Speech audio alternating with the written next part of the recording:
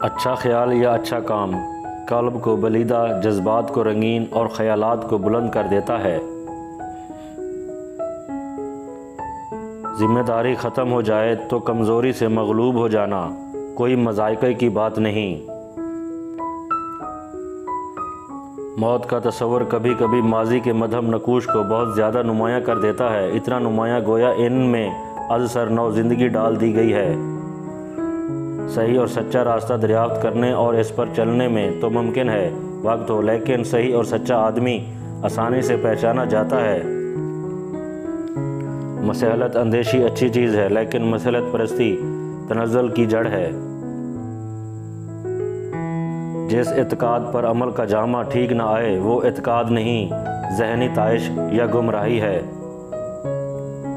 مسلمانوں کا عمل عبادت ہے، عبادت عمل نہیں۔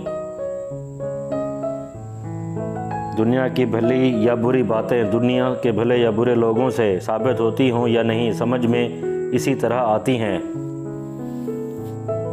مثالوں پر مجھے بھروسہ نہیں ہوتا، کیونکہ دنیا میں سارا جھگڑا اسی مثال کا سہارا لینے سے پیدا ہوا ہے۔ دنیا کے کسی آشوب کا مطالعہ کیجیے، آپ کو بالآخر یہی نظر آئے گا کہ معقول تحریک نامعقولوں کے ہاتھوں میں تھی۔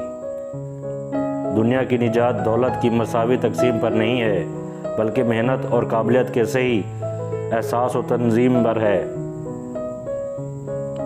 جوانی اپنے اوپر بڑھاپے کا کوئی حق تسلیم نہیں کرتی۔ فطرت بہت سے معاملات میں کسی نہ کسی شرط پر انسان سے خوش و ناخوش مفاہمات کر لیتی ہے۔ صرف موت ہے کہ مسئلے پر آج تک کسی طرح کی مصلحت پر تیار نہیں ہوئی۔ بڑا انسان اپنی شکست میں بھی زندہ رہتا ہے۔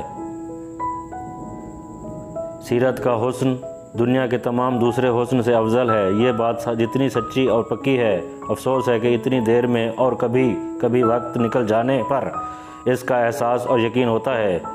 جو شخص ہار جیت دونوں پر اپنا سہارا خود ہو تو اس کو کسی سہارے کی ضرورت نہیں۔ ہر اچھا اور برا آدمی تائید غیبی پر ایمان رکھتا ہے۔